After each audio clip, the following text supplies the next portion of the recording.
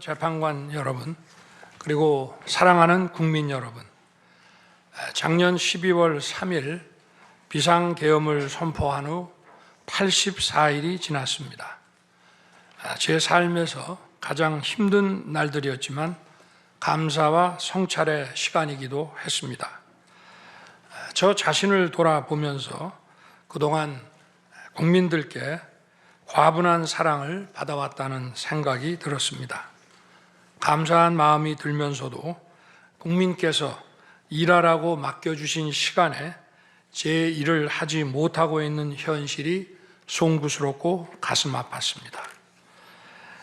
한편으로 많은 국민들께서 여전히 믿어주고 계신 모습에 무거운 책임감도 느꼈습니다. 국민 여러분께 죄송하고 감사하다는 말씀 먼저 드리고 싶습니다. 제가 비상계엄을 선포하고 몇 시간 후 해제했을 때 많은 분들께서 이해를 못하셨습니다. 지금도 어리둥절해 하시는 분들이 있을 겁니다. 계엄이라는 단어에서 연상되는 과거의 부정적 기억도 있을 것입니다. 거대 야당과 내란 공작 세력들은 이런 트라우마를 악용하여 국민을 선동하고 있습니다. 그러나 12.3 비상계엄은 과거의 계엄과는 완전히 다른 것입니다. 무력으로 국민을 억압하는 계엄이 아니라 계엄의 형식을 빌린 대국민 호소입니다. 12.3 비상계엄 선포는 이 나라가 지금 망국적 위기 상황에 처해 있음을 선언하는 것이고, 주권자인 국민들께서 상황을 직시하고 이를 극복하는 데 함께 나서달라는 절박한 호소입니다. 무엇보다 저 자신, 윤석열 개인을 위한 선택은 결코 아니었다는 사실을 분명히 말씀드립니다. 저는 이미 권력의 정점인 대통령 자리에 있습니다.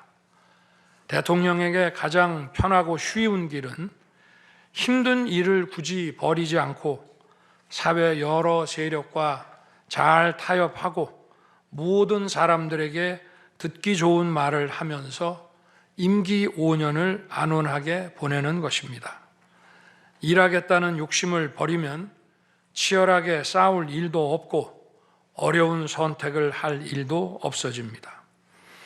저 개인의 삶만 생각한다면 정치적 반대 세력의 거센 공격을 받을 수 있는 이런 비상계엄을 선택할 이유가 전혀 없습니다. 저는 비상계엄을 결심했을 때 제게 많은 어려움이 닥칠 것을 당연히 예감했습니다. 거대 야당은 제가 독재를 하고 집권 연장을 위해 비상계엄을 했다고 주장합니다. 내란죄를 씌우려는 공작 프레임입니다. 정말 그런 생각이었다면 고작 280명의 실무장도 하지 않은 병력만 투입하도록 했겠습니까? 주말이 아닌 평일에 계엄 선포를 하고 계엄을 선포한 후에 병력을 이동시키도록 했겠습니까? 심판정 증거조사에서 드러난 사실에 의하면 그나마 계엄 해제 요구 결의 이전에 국회에 들어간 병력은 106명에 불과하고 본관에 들어간 병력은 15명입니다. 15명이 유리창을 깨고 들어간 이유도 자신들의 근무 위치가 본관인데 입구를 시민들이 막고 있어서 충돌을 피하기 위해 불 꺼진 창문을 찾아 들어간 것입니다. 또한 국회의 해제 요구 결의가 이루어진 이후에 즉시 모든 병력을 철수했습니다. 투입된 군의 병력이 워낙 소수이다 보니 국회 외곽 경비와 질서 유지는 경찰에 요청했습니다. 경찰은 인근 전장년 집회 대응 경력 300명을 국회 외곽에 보냈습니다. 부상당한 군인들은 있었지만 일반 시민들은 단 한 명의 피해도 없었습니다. 처음부터 저는 국방장관에게 이번 비상계엄의 목적이 대국민 호소용임을 분명히 밝혔습니다. 또한 국회의 계엄 해제 요구가 신속히 뒤따를 것이므로 계엄 상태가 오래가지 않을 것이라고 했습니다. 하지만 그런 내용을 사전에 군 지휘관들에게 그대로 알릴 수는 없었습니다. 그래서 최소한의 병력을 실무장하지 않은 상태로 투입함으로써 군의 임무를 경비와 질서 유지로 확실하게 제한한 것입니다. 많은 병력이 무장 상태로 투입되면 아무리 조심하고 자제하라고 해도 군중과 충돌하기 쉽습니다. 그런 일이 발생하지 않도록 원천 차단한 것이고 실제 결과도 예상대로였습니다. 제가 소수의 병력, 비무장, 경험 있는 장병 이 세 가지를 장관에게 명확히 지시한 이유입니다. 그런데도 거대 야당은 이것을 내란이라고 주장하고 있습니다. 병력 투입 시간이 불과 2시간도 안 되는데 2시간짜리 내란이라는 것이 있습니까? 방송으로 전 세계, 전 국민에게 시작한다고 알리고 국회가 그만두라 한다고 바로 병력을 철수하고 그만두는 그런 내란을 보셨습니까?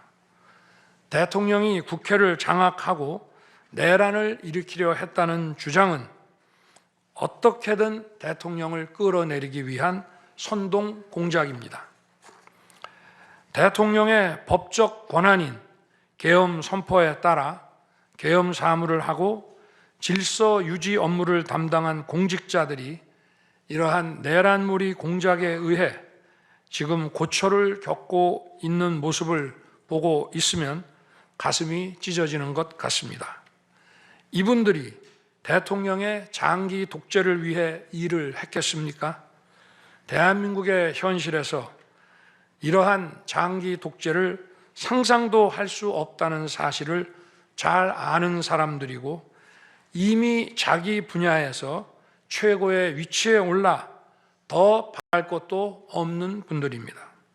이분들은 대통령의 법적 권한 행사에 따라 맡은 바 직무를 수행한 것뿐입니다. 헌법재판관 여러분, 그리고 국민 여러분,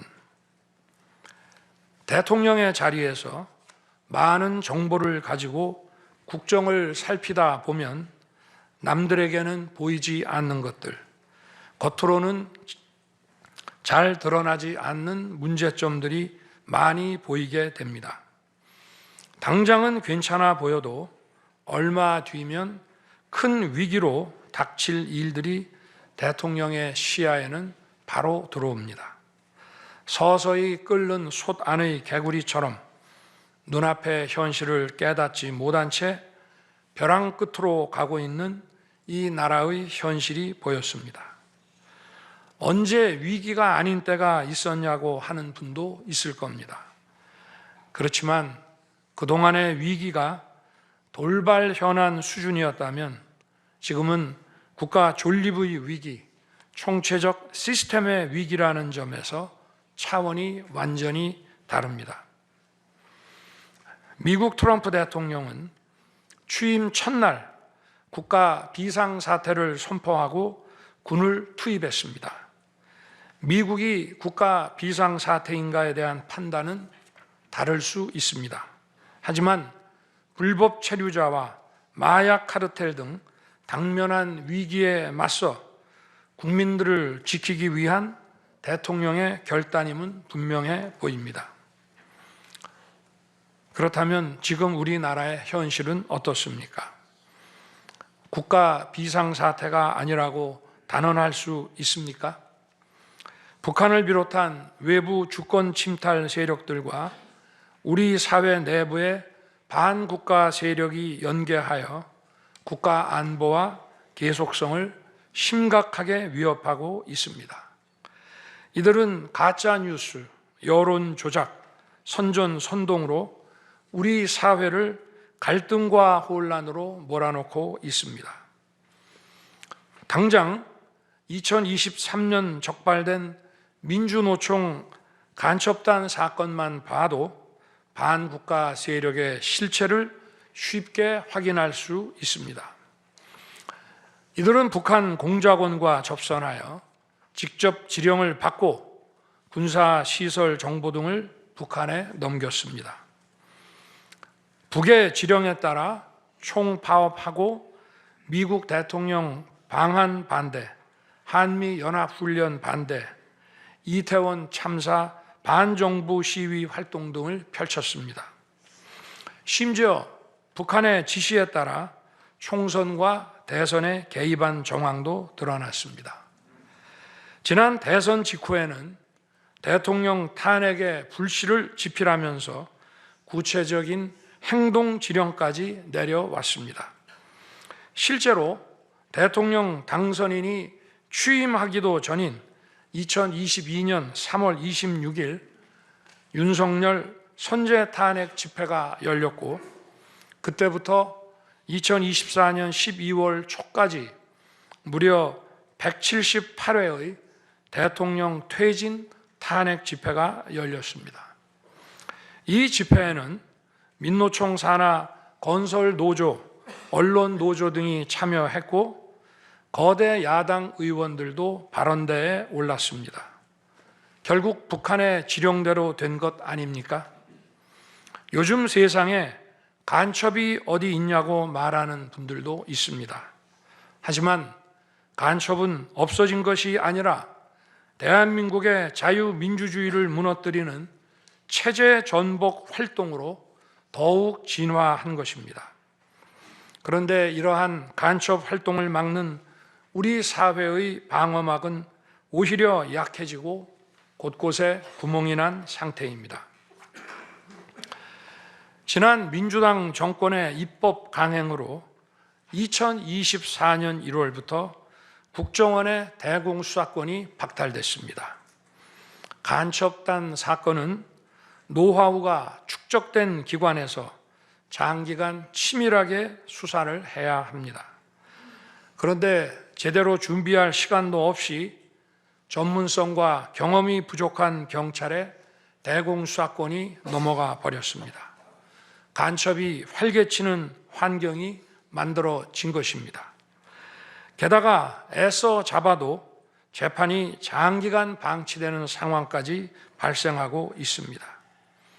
현재 재판이 진행 중인 간첩 사건이 민노총 간첩단, 창원 간첩단, 청주 간첩단, 제주 간첩단 등 4건이나 됩니다. 그런데 청주 간첩단 사건은 1심 판결까지 29개월이 넘게 걸렸고, 민노총 간첩단 사건도 1심 판결에 1년 6개월이 걸렸습니다. 이들은 구속기간 만료 후 석방되어 1심 판결로 법정 구속이 될 때까지 버젓이 활보하고 다녔습니다.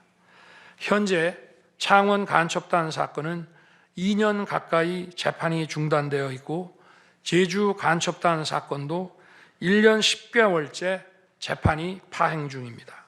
모두 석방된 상태입니다. 간첩을 잡지도 못하고 잡아도 제대로 처벌도 못하는데 이런 상황이 과연 정상입니까? 그런데도 거대 야당은 민노총을 옹호하기 바쁘고 국정원 대공수사권 박탈에 이어 국가보안법 폐지까지 주장하고 있습니다. 경찰의 대공수사에 쓰이는 특활비마저 전액 삭감해서 영원으로 만들었습니다. 한마디로 간첩을 잡지 말라는 것입니다. 작년에는 중국인들이 드론을 띄워 우리 군사기지, 국정원, 국제공항과 국내 미군 군사시설을 촬영하다 연이어 적발되었습니다. 이들을 간첩죄로 처벌하기 위해서는 법률을 개정해야 하는데 거대 야당이 완강히 거부하고 있습니다.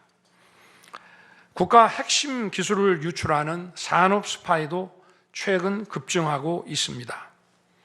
반도체, 디스플레이 등 기술 유출 피해가 수십조 원에 달하는데 그 3분의 2가 중국으로 유출됩니다. 중국은 사진 한 장만 잘못 찍어도 우리 국민을 마음대로 구금하는 강력한 반간첩법을 시행하고 있는데 거대 야당은 산업 스파이를 막기 위한 간첩죄 법률 개정조차 가로막고 있습니다. 또한 거대 야당은 방산 물자를 수출할 때 국회 동의를 받도록 하는 방위사업법 개정안을 당론으로 추진하고 있습니다. 방산 비밀 자료를 국회에 제출해야 하고 거대 야당이 반대하면 방산 물자도 수출할 수 없게 됩니다. 국회에 제출된 방산 비밀 자료들이 제대로 보안 유지가 되며 적대 세력에 넘어가지 않는다고 누가 보장할 수 있겠습니까? 방산 기밀 자료가 이렇게 유출되면 상대국에서 우리 방산 물자를 수입하겠습니까? 북한, 중국, 러시아가 원치 않는 자유세계의 방산 수출을 하지 말라는 말과 같습니다. 방산 수출은 단순히 돈을 버는 것만이 아닙니다. 수출 상대국과 전략적 연대를 강화하고 더 나아가 자유세계 많은 국가들과 국방 협력을 이루어서 우리의 안보를 튼튼하게 하는 것입니다. 이러한 방산 수출을 권장하기는커녕 이렇게 방해하는 것이 결국 누구에게 도움되는 것입니까? 거대 야당은 우리 국방력을 약화시키고 군을 무력화하는 데도 앞장서고 있습니다. 여러분이 다 아시는 바와 같이 북한은 우크라이나에 많은 병력을 파병하여 러시아와 군사 밀착을 시도하고 있습니다. 우리에게 매우 심각한 안보 위협입니다. 그런데도 이를 살피기 위해 참관단을 보내려 하자 거대 야당은 당시 신원식 국방장관 탄핵까지 겁박하며 결사적으로 이를 막았습니다. 심지어 거대 야당은 우크라이나 참관단 파견, 대북 확성기와 오물풍선 대응 검토 등 군의 정당한 안보 활동까지 외환죄라고 우기고 있습니다.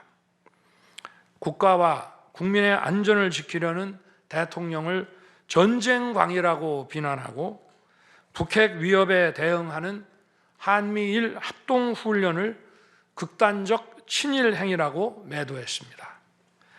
1차 대통령 탄핵 소추안에는 북중러를 적대시하는 것이 탄핵 사유라고 명기했습니다. 190석에 달하는 무소불위의 거대 야당이 우리나라와 우리 국민 편이 아니라 북중러의 편에 서 있는 것입니다. 이러한 상황이 국가 위기 상황이 아니면 뭐란 말입니까? 이뿐이 아닙니다. 거대 야당은 핵심 국방 예산을 삭감하여 우리 군을 무력화하려 하고 있습니다. 거대 야당은 전체 예산 가운데 겨우 0.65%만 깎았을 뿐이라고 주장합니다. 그러나 그 0.65%가 어디냐가 중요한 것입니다. 마치 사람의 두 눈을 빼놓고 몸 전체에서 겨우 눈알 2개 뺐다고 말하는 것과 같은 얘기입니다. 거대 야당이 삭감한 국방 예산은 우리 군의 눈알과 같은 예산입니다. 북한 핵과 미사일 기지를 선제 타격하는 키일체인의 핵심인 정찰 자산 예산을 대폭 삭감했습니다. 핵심 전력인 지휘 정찰 사업 예산을 2024년 대비 4,852억 원 감액했고, 전술 데이터링크 시스템 성능 개량 사업은 무려 78%를 삭감했습니다. 우리 국민을 향해 날아오는 미사일을 요격하는 KAMD, 즉 한국형 미사일 방어 체계 구축도 예산 삭감으로 개발이 중단될 위기입니다. 장거리 함대공 유도탄 사업을 위해 예산 119억 5,900만 원을 책정했지만 96%를 삭감하고 5억 원만 남겼습니다. 정밀 유도포탄 연구 개발 사업은 84%를 삭감했습니다. 아무리 주먹이 세도 앞이 보이지 않으면 싸울 수 없듯이 감시 정찰 자산이 없으면 아무리 좋은 무기도 무용지물입니다. 게다가 최근 북한의 드론 공격이 큰 위협으로 대두되고 있습니다. 드론 방어 예산 100억 원 가운데 무려 99억 5,400만 원을 깎아서 사업을 아예 중단시켜버렸습니다. 도대체 누구의 지시를 받아서 이렇게 핵심 예산만 딱딱 골라 삭감했는지 저도 궁금할 지경입니다. 게다가 지난 민주당 정권은 국군 방첩사령부의 수사 요원을 2분의 1가량 대폭 감축하여 군과 방산에 대한 정보 활동과 방첩 활동에 심각한 타격을 주었습니다. 또 과거 간첩 사건과 연루된 인물을 국정원의 주요 핵심 간부로 발령내서 국정원이 방첩기관인지 정보 유출기관인지 모를 조직으로 방치하기도 했습니다. 지난 정부 시절 이런 일을 주도한 인물들이 여전히 거대 야당의 핵심 세력으로서 우리의 안보를 흔들고 있습니다.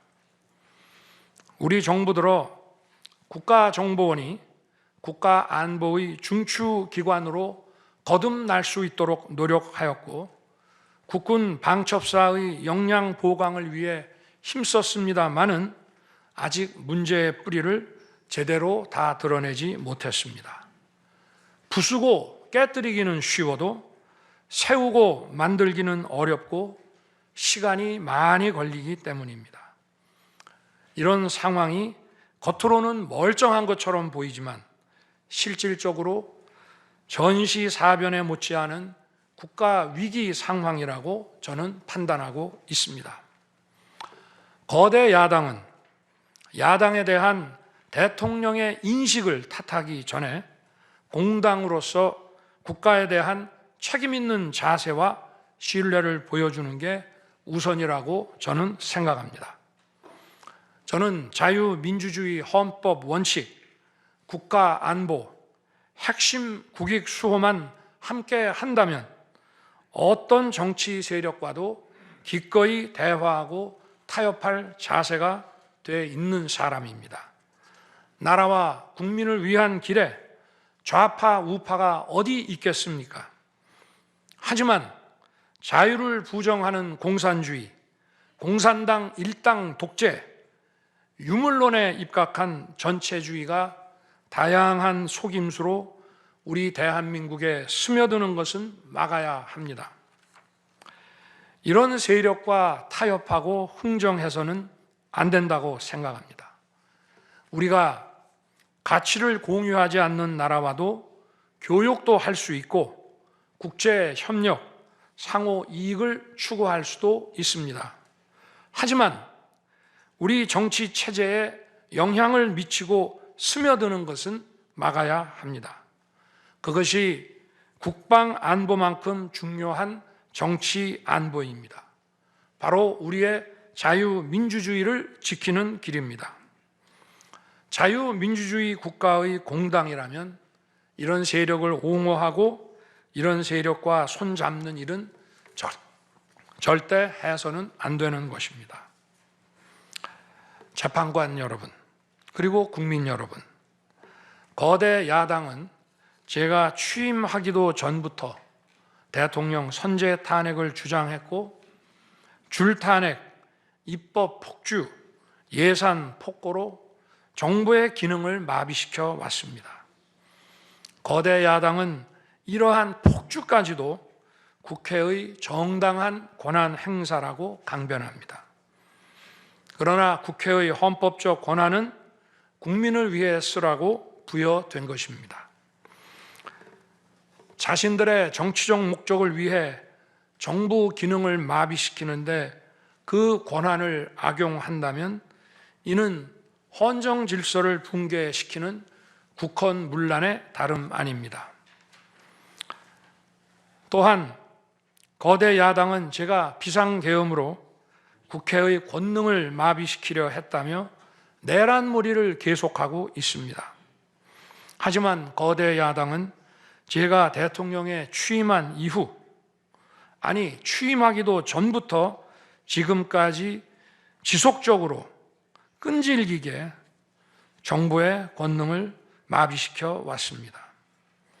마치 정부를 마비시키는 것이 유일한 목표인 것처럼 국회의 권한을 마구마구 휘둘러 왔습니다. 국회의원과 직원들의 출입도 막지 않았고 국회 의결도 전혀 방해받지 않은 2시간 반짜리 비상계엄과 정부 출범 이후 2년 반 동안 줄탄핵, 입법 예산 폭거로 정부를 마비시켜온 거대 야당 가운데 어느 쪽이 상대의 권능을 마비시키고 침해한 것입니까? 거대 야당은 국무위원들은 물론이고 방통위원장, 검사, 감사원장에 이르기까지 탄핵하고 또 탄핵했습니다. 탄핵 사유가 되는지 여부는 전혀 중요하지 않았습니다. 심지어 거대 야당 대표를 노려봤다고 장관을 탄핵하기도 했습니다. 일단 탄핵해서 직무를 정지시켜 놓고 정작 헌재 탄핵 심판에서는 탄핵 사유를 마음대로 변경하는 황당한 일도 반복해 왔습니다. 얼마 전 중앙지검장 등 검사들에 대한 탄핵 심판을 재판관 여러분께서 직접 진행하시지 않았습니까? 기자회견장에서 거짓말을 했다는데 실제로는 그 기자회견장에 나오지도 않았고 국정감사에서 허위 증언을 했다는데 정작 국정감사에 출석하지도 않았습니다. 기본적인 탄핵 사유조차 틀렸는데도 일단 직무부터 정지시키고 보는 것입니다. 이것이 과연 정상적인 일입니까? 거대 야당의 공직자 줄 탄핵은 정부 기능을 마비시키는 차원을 넘어 헌정 질서 붕괴로 치닫고 있습니다. 이태원 참사가 발생하자 거대 야당은 연일 진상규명을 외치면서 참사를 정쟁에 이용했습니다. 급기야 행정안전부 장관을 탄핵했습니다. 당시 북한이 민노총 간첩단에게 보낸 지령문에 이런 내용이 있습니다. 이번 특대형 참사를 계기로 사회 내부에 세월호 참사 진상규명 투쟁과 같은 정세 국면을 조성하는 데 중점을 두고 각계각층의 분노를 최대한 분출시켜라. 거대 야당이 북한 지령을 받은 감첩단과 사실상 똑같은 일을 벌인 것입니다. 이야말로 사회의 갈등과 혼란을 키우는 선동 탄핵이라 할 것입니다. 거대 야당은 자신들의 당대표를 수사하는 검사들도 줄줄이 탄핵하고 서울중앙지검장까지 탄핵했습니다. 검사 탄핵은 그 자체로도 수사 방해이지만 검사 탄핵을 지켜보는 판사들에 대한 겁박이 되기 마련입니다. 야당 대표에 대한 검찰 수사를 막고 야당 대표의 범죄를 심판할 판사들까지 압박하기 위한 방탄 탄핵인 것입니다. 급기야 거대 야당은 지난 정부의 이적 행위를 감사하던 감사원장까지 탄핵했습니다. 거대 야당은 감사원장 탄핵 소추안에 사드 정식 배치 고의 지연 의혹 감사를 탄핵 사유로 포함시켰습니다. 이 사건은 지난 민주당 정부의 안보라인 고위직 인사 4명이 주한 중국 대사관 무관에게 사드 배치 작전명, 작전 일시, 작전 내용 등 국가 기밀 정보를 넘겨준 간첩 사건입니다. 감사원은 이를 적발하고 검찰에 수사 의뢰하는 등 감사 조치를 진행하였는데 이것이 탄핵 사유라는 것입니다. 자신들의 간첩 행위를 무마하기 위한 이적 탄핵이 아닐 수 없습니다. 헌법기관인 감사원장에 대한 무차별 탄핵은 그 자체로도 심각한 헌법 파괴 행위이지만 이적 행위까지 탄핵으로 덮는 것을 보며 이야말로 자유민주주의를 무너뜨리는 망국적 위기 상황이라고 판단한 것입니다. 또 한편 정부 각 부처들은 국민의 세금으로 엄청난 규모의 예산을 사용 집행하고 있습니다. 수많은 산하 기관도 거느리고 있습니다. 그런데 이런 부처의 수장들을 탄핵 소추로 직무정지시켜 그 부처의 기능을 마비시키거나 심각하게 저해한다면 기회 비용과 재정적 측면에서도 국가와 국민에 얼마나 막대한 경제적 피해를 입히는 것이 되겠습니까? 거대 야당은 공직자를 무차별 탄핵 소추하고 소추인 난 변호사 비용도 국민 세금으로 사용하고 있습니다. 그렇지만 억울하게 탄핵 소추된 공직자들은 직무가 정지된 상황에서 자기 개인 자금으로 변호사 비용까지 조달해야 합니다. 정부 공직자들은 거대 야당의 이러한 폭거에 한없이 위축될 수밖에 없습니다. 이처럼 거대 야당은 선동 탄핵, 방탄 탄핵, 이적 탄핵으로 대한민국을 무너뜨리고 있습니다.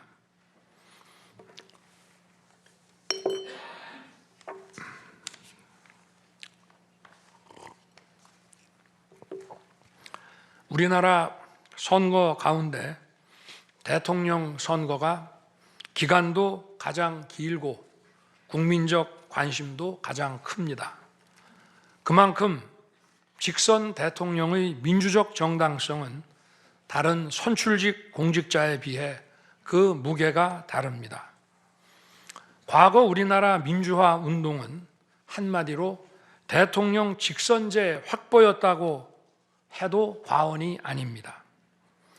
그런데 거대 야당은 대선이 끝나자마자 동조 세력과 연대하여 아직 취임도 하지 않은 대통령 당선인을 상대로 선제 탄핵과 퇴진 운동을 벌이기 시작했고 지난 2년 반 동안 오로지 대통령 끌어내리기를 목표로 정부 공직자 줄탄핵 그리고 입법과 예산 폭거를 계속해 왔습니다.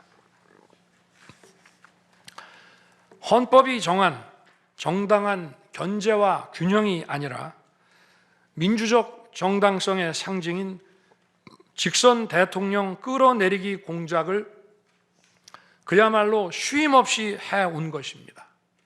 이것이 국헌문란이 아니면 도대체 어떤 것이 국헌문란 행위이겠습니까?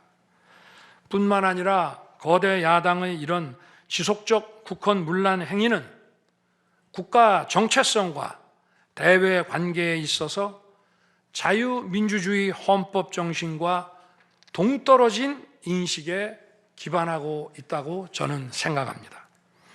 따라서 직선 대통령을 끌어내리기 위한 줄탄핵, 입법 예산 폭권은 어느 면으로 보나 자유민주주의 헌정질서 파괴 목표로 하고 있다고 하겠습니다. 흔히들 대통령 중심제 권력구조를 가지고 제왕적 대통령제라고 합니다. 그러나 지금 우리나라는 제왕적 대통령이 아니라 제왕적 거대 야당의 시대입니다. 그리고 제왕적 거대 야당의 폭주가, 그 독재가 대한민국의 존립 위기를 불러오고 있습니다. 계엄 이후 벌어진 일들만 보아도 모두 잘 알 수 있지 않겠습니까? 제가 정말 제왕적 대통령이라면 공수처, 경찰, 검찰이 앞다퉈서 저를 수사하겠다고 나서고 내란죄 수사권도 없는 공수처가 영장 쇼핑, 공문서 위조까지 해가면서 저를 체포할 수 있겠습니까? 저 역시도 수사 업무에 26년간 종사한 사람이지만 이렇게 여러 수사기관들이 무차별적으로 한 사건에 달려드는 꼴은 본 적이 없습니다. 비상계엄에 투입된 군 병력이 총 570명에 불과한데 불법적으로 대통령 한 사람 체포하겠다고 대통령 관저에 3, 4천 명이 넘는 경찰력을 동원했습니다. 대통령과 거대 야당 가운데 어느 쪽이 제왕적 권력을 휘두르며 이 나라의 헌정 질서를 무너뜨리고 있습니까? 제가 비상계엄을 결단한 이유는 이 나라의 절체절명의 위기를 더 이상 방치할 수 없다는 절박함, 그것이었습니다. 저는 주권자인 국민들께 이러한 거대 야당의 반국가적 패악을 알리고 국민들께서 매서운 감시와 비판으로 이를 제발 멈춰달라고 호소하고자 했습니다. 국정마비와 자유민주주의 붕괴를 막고 국가 기능을 정상화하기 위해 절박한 심정으로 계엄을 선포한 것입니다. 12.3 비상계엄의 선포는 국가가 위기 상황과 비상사태에 처해 있음을 선언한 것입니다. 국민을 억압하고 기본권을 제한하려는 것이 아니라 주권자인 국민께서 비상사태 극복에 직접 나 주십사 하는 간절한 호소입니다. 그런데 거대 야당은 제가 국회의 요구에 따라 계엄을 해제한 그날부터 탄핵 시동을 걸었습니다. 하지만 비상계엄은 범죄가 아니고 국가 위기를 극복하기 위한 대통령의 합법적 권한 행사입니다. 저는 긴급 국무회의를 거쳐 방송을 통해 비상계엄을 선포했고 그 과정에서 거대 야당의 국회 독재가 망국적 위기를 초래하였다고 했기 때문에 많은 사람들이 국회로 몰려들 것이었고 계엄 상황에서 질서 유지를 위해 국회에 최소한의 병력을 투입했으며 국회가 해제 요구 결의를 하자 즉각 병력을 철수하고 국무회의를 소집해서 계엄을 해제했습니다. 다 알고 계시다시피 2023년 중앙선관위를 포함한 국가기관들이 북한에 의해 심각한 해킹을 당했습니다. 중앙선관위는 이 같은 사실을 국가정보원으로부터 통보받고도 다른 국가기관과 달리 점검에 제대로 응하지 않았습니다. 나중에 채용비리 사건 때문에 울며 겨자 먹기로 응한 일부 소극적 점검 결과 심각한 보안 문제가 드러났기 때문에 중앙선관위 전산 시스템 스크린 차원에서 소규모의 병력을 보낸 것입니다. 선거의 공정과 직결되는 중앙선관위의 전산 시스템 보안 문제는 우리 자유민주주의 체제의 핵심 공공재이자 공공자산을 지키는 일입니다. 더구나 그동안의 선거 소송에서 드러난 다량의 가짜 부정투표 용지, 그리고 투표 결과가 도저히 납득하기 어렵다는 통계학과 수리과학적 논거 등에 비추어 중앙선관위의 전산 시스템에 대한 투명한 점검 필요성이 꾸준히 제기되어 왔습니다. 이런 조치들의 어떤 부분이 내란이고 범죄라는 것인지 도대체 이해할 수가 없습니다. 비상계엄이라는 것 자체가 불법이라면 계엄법은 왜 있으며 합동참모본부의 계엄관은 왜 존재하겠습니까? 재판관 여러분, 그리고 국민 여러분, 저는 2021년 6월 29일 처음으로 정치 참여를 선언했습니다. 대통령이라는 자리가 영광의 길이 아니라 형극의 길이라는 사실은 이미 잘 알고 있었습니다. 또 대통령직을 아주 가까이에서 지켜보신 어떤 분은 우리나라 대통령직은 저주의 길이라면서 만류하시기도 했습니다. 그러나 자유민주주의라는 헌정 질서가 무너지고 있는 상황에서 나라를 지키고 싶어 정치를 시작했습니다. 그때 정치 참여를 선언하면서 국민께 드린 약속이 있습니다. 우리의 미래를 짊어질 청년들, 국가를 위해 희생하신 분들, 산업화에 일생을 바친 분들, 나라의 민주화에 헌신하고도 묵묵히 생업에 종사하며 살아가시는 분들, 성실하게 세금을 내시는 분들, 이런 분들이 분노하지 않는 나라를 만들겠다는 약속이었습니다. 그리고 청년들이 마음껏 뛰는 역동적인 나라, 창의와 자유가 넘치는 혁신의 나라, 약자가 기죽지 않은 따뜻한 나라, 국제사회와 가치를 공유하고 책임을 다하는 나라를 만들겠다고 국민께 약속드렸습니다. 거대 의석과 이권 카르텔이 나라의 주인 노릇을 하는데 맞서 국민들에게 빼앗긴 주권을 되찾아 드리겠다고 약속했습니다. 그날 이후 지금까지 단 한순간도 이 약속을 잊은 적이 없습니다. 국민의 선택을 받아 대통령이 된 후 이 약속을 지키기 위해 쉼없이 노력하고 또 노력했습니다.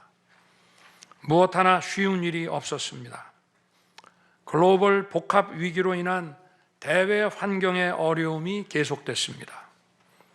지난 민주당 정부의 잘못된 소주성 정책과 부동산 정책은 우리 경제와 민생의 문제를 풀어가는데 계속 발목을 잡았습니다. 하지만 어떤 문제라도 노력하면 풀어낼 수 있다고 믿었고 실제로 우리 기업, 우리 국민과 함께 뛰면서 하나하나 문제를 해결할 수 있었습니다. 기쁘고 보람 있는 일도 많았고 부족하고 아쉬운 일도 있었습니다. 무엇보다 국가 안보와 국민 안전을 지키는 제복 입은 공직자에 대한 처우 개선 추진이 보람된 일이었습니다. 지난 민주당 정권은 반일 선동에만 열을 올렸지만 우리 정부에서는 1인당 GDP가 일본을 앞질렀고 우리 인구의 2배 반이 넘는 경제 강국 일본과 수출액 차이가 작년에는 불과 수십억 불 규모로 좁혀졌습니다. 20년 전에 비해 100분의 1, 지난 민주당 정부에 비해 수십분의 1로 줄어든 것입니다. 또 작년에 30번이나 열었던 전국 순회 민생 토론의 기억이 많이 납니다. 국민의 어려움을 직접 듣고 많은 일을 현장에서 해결해 드리면서 국민과 같이 웃기도 했고 같이 울기도 했습니다. 수도권, 영남, 호남, 충청, 강원, 제주까지 전국 모든 지역을 다니면서 지역 발전 방안을 함께 고민했습니다. 우리 국민들께서 전국 어디에 사시든 공정한 기회를 누리며 행복하게 살 수 있도록 만들어서 진정한 국민 통합을 이루고 싶었습니다.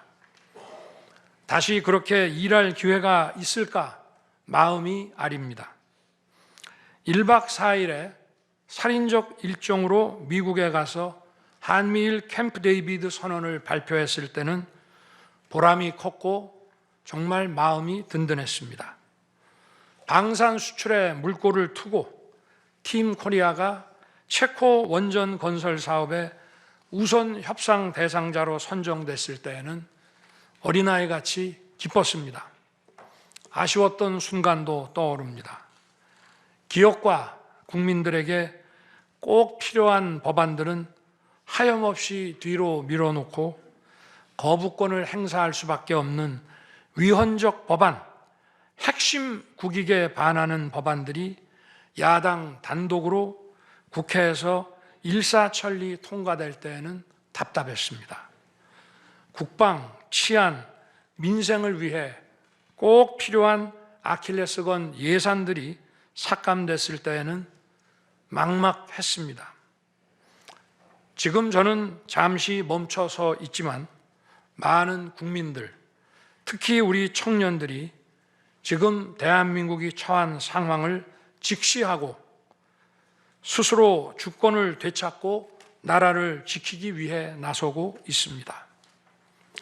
비상계엄의 목적이 망국적 위기 상황을 알리고 헌법 제정 권력인 주권자들께서 나서 주시기를 호소하는 것이었는데 이것만으로도 비상계엄의 목적이 상당 부분 이루어졌다고 생각하게 됩니다. 저의 진심을 이해해 주시는 우리 국민과 청년들에게 진심으로 감사 말씀을 드리고 싶습니다. 제가 직무에 복귀하게 되면 나중에 또다시 계엄을 선포할 것이라는 터무니없는 얘기도 있습니다. 계엄의 형식을 빌린 대국민 호소로 이미 많은 국민과 청년들께서 나라의 상황을 직시하고 나라 지키기에 나서고 계신데 그런 일을 또 할 이유가 있겠습니까? 결코 그런 일은 없을 것입니다.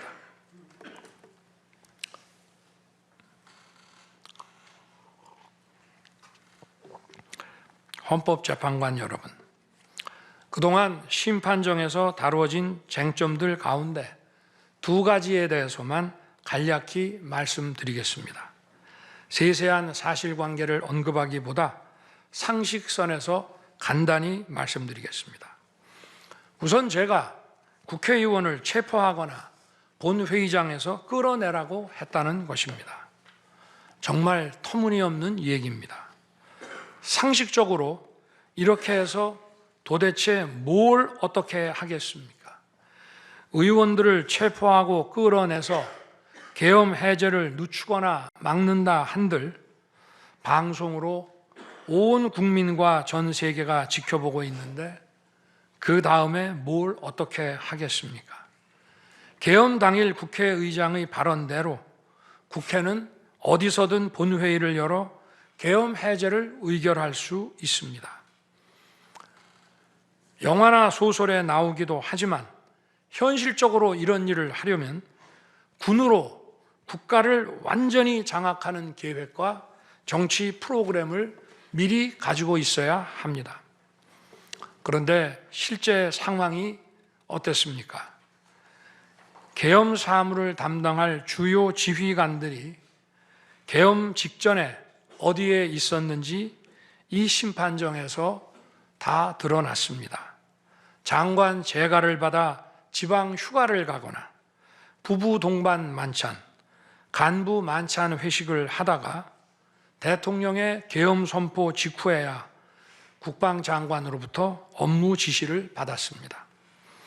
준비된 치밀한 작전 계획이나 지침이 없었기 때문에 혼선과 허술함도 있었습니다. 국방장관이나 지휘관들이나 경험이 풍부한 군사 전문가들인데 이들이 왜 이랬겠습니까? 12.3 계엄 선포는 계엄의 형식을 빌린 대국민 호소이고 과거 계엄과는 다른 것이었기 때문입니다. 이미 민주주의를 수십 년 경험하고 몸에 밴 우리 50만 군이 임기 5년 단임 대통령의 사병 노릇을 할 리가 있습니까? 제가 비상계엄을 선포한 이유는 오로지 주권자인 국민들에게 국회의 망국적 독재로 나라가 위기에 빠졌으니 이를 직시하고 감시와 비판의 견제를 직접 해달라는 것이었습니다. 공화국의 대의제 위기에 헌법 제정 권력인 주권자가 직접 나서야 한다는 호소였습니다. 의원을 체포하거나 끌어내라고 했다는 주장은 국회에 280명의 질서유지 병력만 계획한 상태에서 앞뒤가 맞지 않는 얘기입니다. 국회가 비어있는 주말도 아니고 회기 중인 평일에 이런 병력으로 터무니없는 얘기입니다. 의원만 300명이고 직원들과 보좌진을 합치면 몇천 명이 넘습니다. TV 생중계를 보더라도 계엄 선포 후 얼마 지나지 않아 이미 국회 마당과 본관에는 수천 명의 국회 관계자와 민간인들이 들어왔습니다.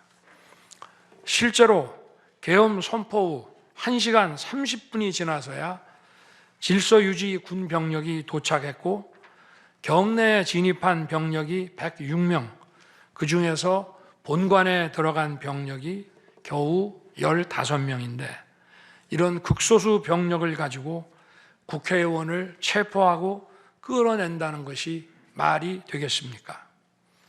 게다가 의결 정족수가 차지 않았으니 본회의장에 들어가서 의원들을 끌어내라고 했다는데 의결 정족수가 차지 않았으면 더 못 들어가게 막아야지 끌어낸다는 것도 상식에 맞지 않는 얘기입니다.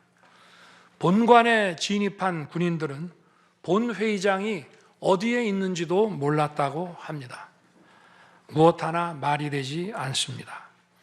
단 한 사람도 끌려 나오거나 체포된 일이 없었으며 군인이 민간인들에게 폭행당한 일은 있어도 민간인을 폭행하거나 위해를 가한 일은 한 건도 없었습니다.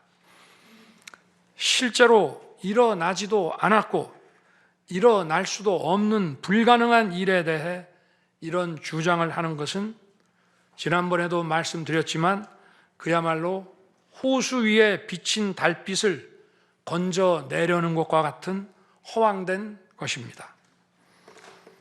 거대 야당은 대통령의 헌법상 권한에 기해 선포된 계엄을 불법 내란으로 둔갑시켜 탄핵 소추를 성공시켰습니다.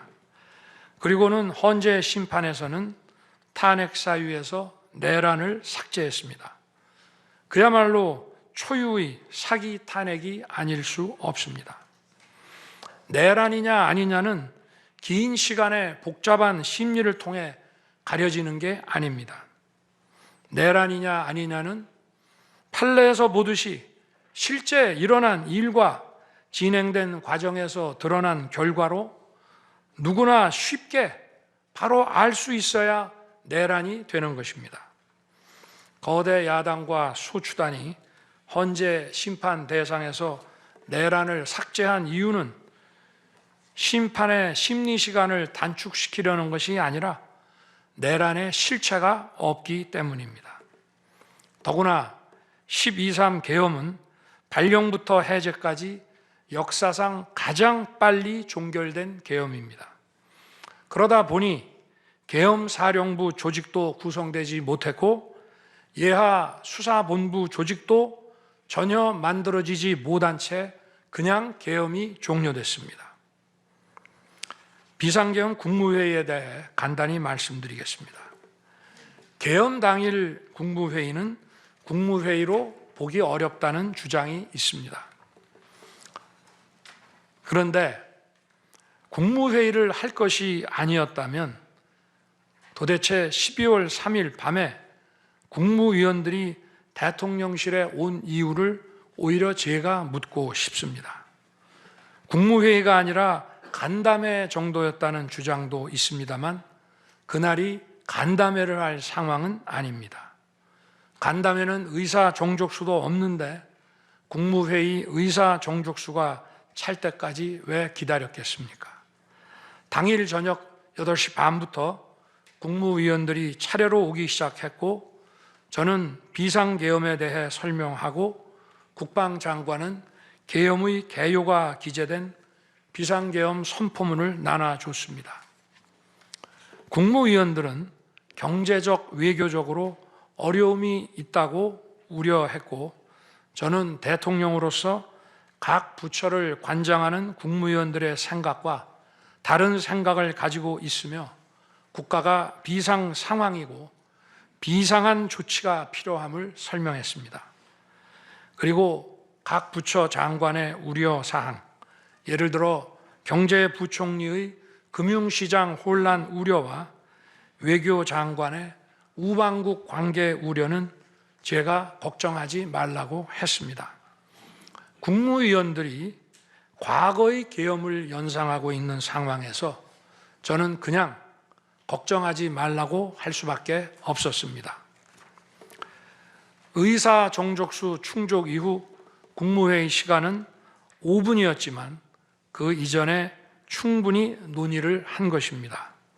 다음 날 새벽 해제 국무회의는 소요 시간이 단 1분이었습니다. 실제 정례 주례 국무회의 경우에도 모두와 마무리 발언 등을 하고 많은 안건을 다루기 때문에 1시간가량 걸리지만 개별 안건의 심의 시간은 극히 짧습니다. 또한 비상계엄을 위한 국무회의를 정례 주례 국무회의처럼 하기는 어렵습니다. 보안 유지가 중요하고 그렇게 해야 혼란도 줄이고 질서 유지 병력도 최소화할 수 있기 때문입니다. 이상민 전 행안부 장관은 지난 심판정에서 그동안 국무회의를 100여 차례 참석했지만 이번 국무회의처럼 실질적으로 열띤 토론이나 의사 전달이 있었던 것은 처음이라고 했습니다. 국무회의 배석을 위해 비서실장과 안보실장도 통상처럼 대통령실로 나오도록 했고 국가 안보의 문제이기도 해서 국정원장도 참석시켰습니다. 1993년 8월 13일 김영삼 대통령께서 긴급 재정경제명령으로 금융실명제를 발표했을 때도 국무위원들은 소집 직전까지 발표한다는 사실 자체를 몰랐고 국무회의록도 사후에 작성됐습니다. 그때 상황은 이인재 당시 노동부 장관께서 이미 공개적으로 설명한 바 있습니다. 그러나 아무도 이를 두고 국무회의가 없었다고 하지 않았고 당시 헌법재판소는 긴급명령 발동을 모두 합헌이라고 결정했습니다. 그 밖에 여러 쟁점들에 대해서는 변호인단의 변론으로 가름하겠습니다. 재판관 여러분, 그리고 국민 여러분, 저는 언젠가 해야 하고 누군가 해야 하는 일이라면 지금 제가 하겠다는 마음으로 대통령직을 수행해 왔습니다. 그래서 임기 전반부 동안 역대 정부들이 표를 잃을까 봐 하지 못했던 교육, 노동, 연금의 3대 개혁을 중심으로 국정개혁 과제를 과감하게 추진했습니다. 30년 동안 지지부진했던 유보 통합의 첫걸음을 떼었고 늘봄 학교와 융복합 고등교육 그리고 지역산업과의 연계 강화를 위한 과감한 권한 이전 등 교육개혁의 기틀을 마련했습니다. 노사 법치의 틀을 새롭게 세우고 4차 산업혁명 시대에 적응하기 위한 노동 유연화와 노동 보호의 개혁 물꼬도 텄습니다. 국가적 난제였던 연금 개혁도 역대 정부 최초로 방대한 수리 분석과 신층 여론조사를 진행하였고 수용성이 높은 방안을 만들어 국회에 제출했습니다. 대통령 임기 초반에는 국민과 유권자에게 선거 때 약속한 공약과 국정과제의 실천, 또 민생에 영향이 큰 사회개혁의 추진이 우선이기 때문에 이러한 스케줄에 맞춰 일해 온 것입니다. 어느 정권이나 임기 초기에는 선거 공약과 국정과제 이행이 우선이므로 정치개혁에는 신경 쓸 여력이 없습니다. 그러다가 전직 대통령들의 5년 임기가 금방 다 지나갔고 변화된 시대에 맞지 않는 87 체제가 여전히 유지되고 있습니다. 정치가 국민을 불편하게 만들고 나라의 발전을 가로막고 있습니다.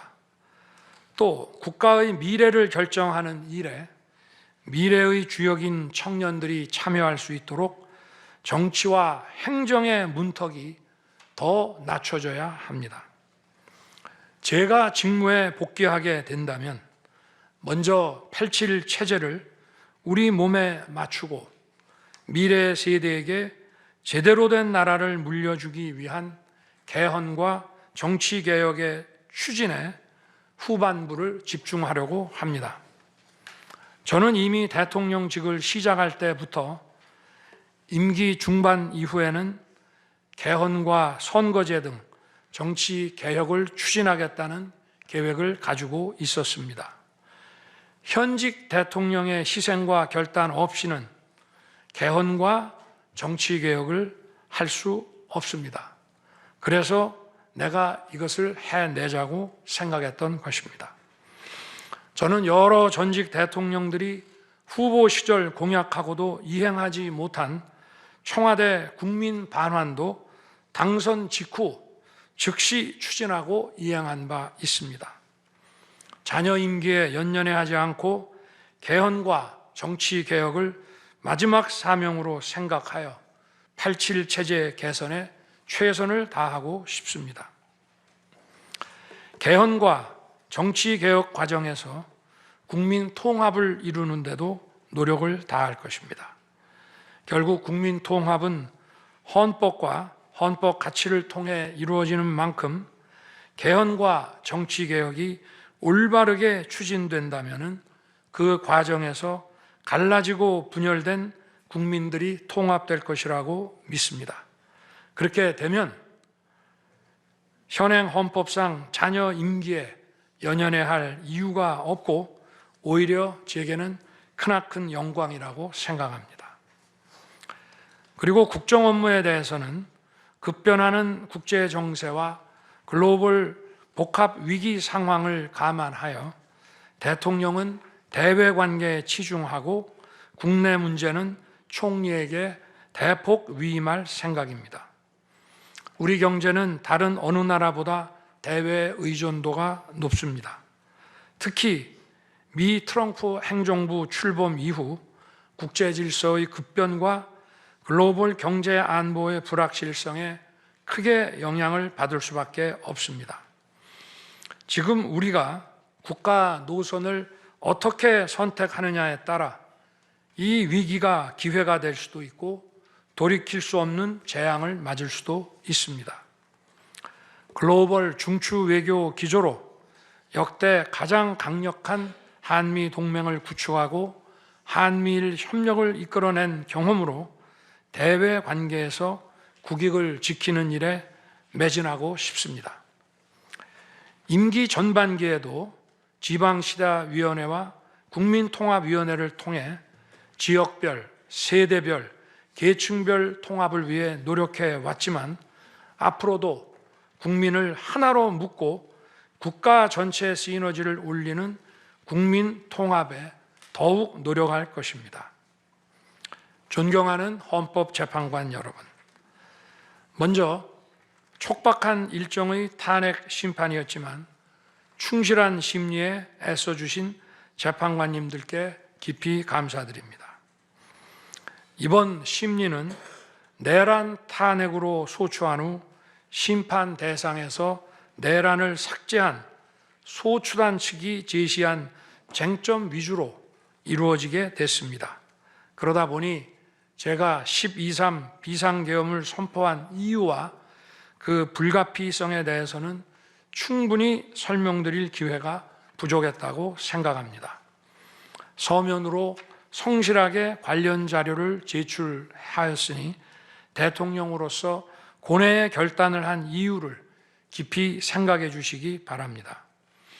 또 많은 국가 기밀 정보를 다루는 대통령으로서 재판관님들께 모두 설명드릴 수 없는 부분에까지 재판관님들의 지혜와 해안이 미칠 것이라 믿습니다. 다시 한번 재판관님들의 노고에 감사드립니다. 그리고 사랑하는 대한민국 국민 여러분, 국가와 국민을 위한 계엄이었지만 그 과정에서 소중한 국민 여러분께 혼란과 불편을 끼쳐드린 점 진심으로 죄송스럽게 생각합니다. 저의 구속 과정에서 벌어진 일들로 어려운 상황에 처한 청년들도 있습니다. 옳고 그름에 앞서서 너무나 마음이 아프고 미안합니다. 정말 미안한 생각을 가지고 있습니다. 저는 대통령에 출마할 때 나라를 위해 목숨을 바치겠다고 결심했습니다. 지난 12.3 계엄과 탄핵소추 이후 엄동설안에 저를 지키겠다고 거리로 나선 국민들을 보았습니다. 저를 비판하고 질책하는 국민들의 목소리도 들었습니다. 서로 다른 주장을 하고 있지만 모두 대한민국을 사랑하는 마음이라고 생각합니다.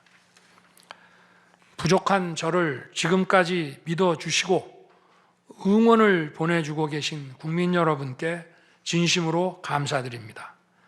저의 잘못을 꾸짖는 국민의 질책도 가슴에 깊이 새기겠습니다. 그리고 이 모든 과정이 새로운 대한민국으로 도약하는 디딤돌이 될 수 있도록 최선을 다하겠습니다. 감사합니다.